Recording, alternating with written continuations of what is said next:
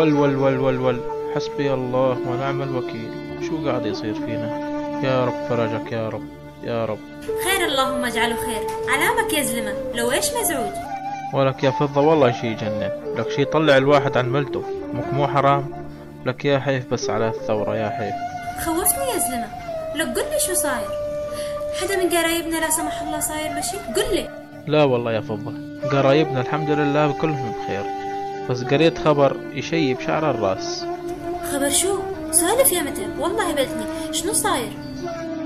هذا بشهاب قايد كتيبة ذيابية، عامل لي رئيس ماضية، وقاعد على سلب ونهب وإهانة لأهل دراويش.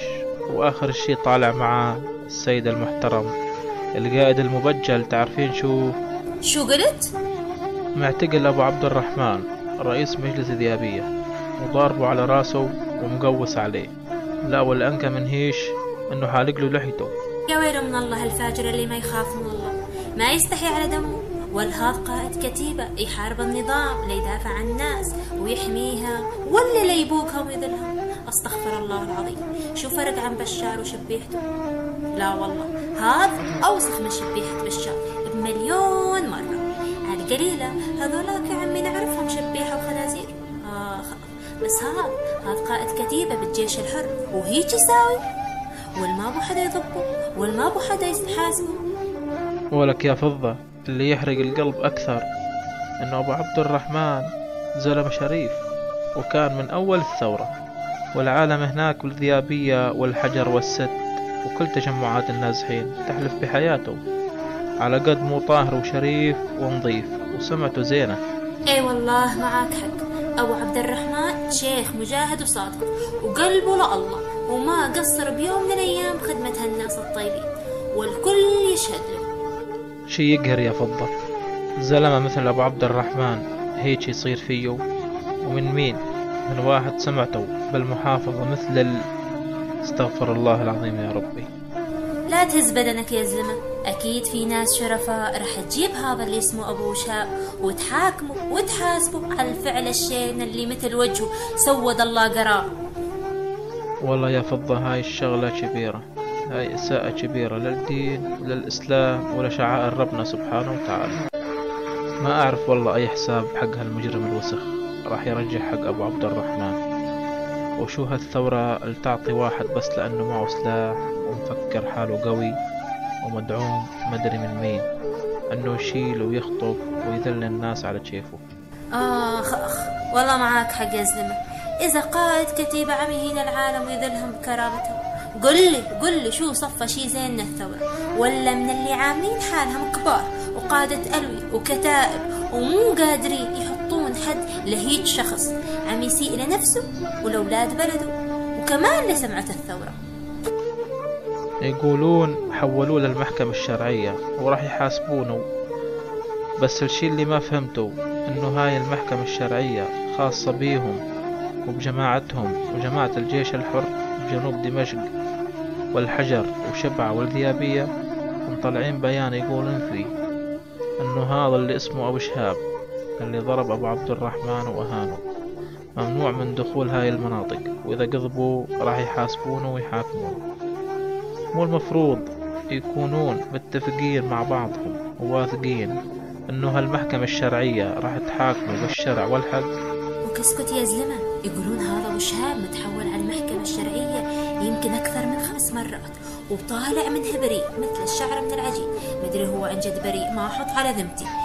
مدري هاي المحكمة تبعهم ما تمون عليه او تخاف منه، او مو حدا كبير يدعمه ويحميه وعاطيه بيني وبينك ضوء اخضر انه يعمل شنو ما وده.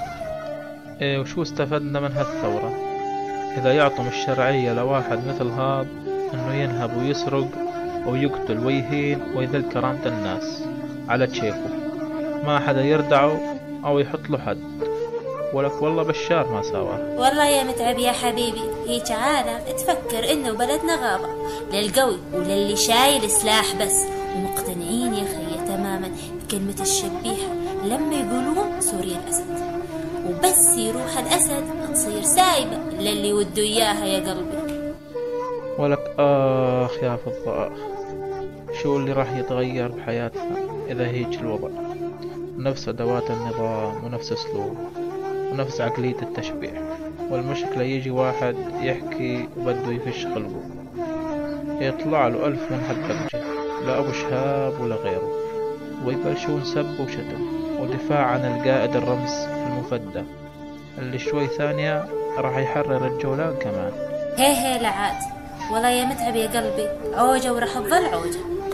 اللي يقهر بعد انهم يعطون مبررات لابو شهاب وشكيلاته انه يسرق ويقتل وينهب ويذل الناس بحجة انه زلمة عم يحارب وقائد لواء، على اساس انه بعد سقوط النظام راح يصير ملاك. ما يعرفون انه المجرم راح يضل مجرم طول العمر.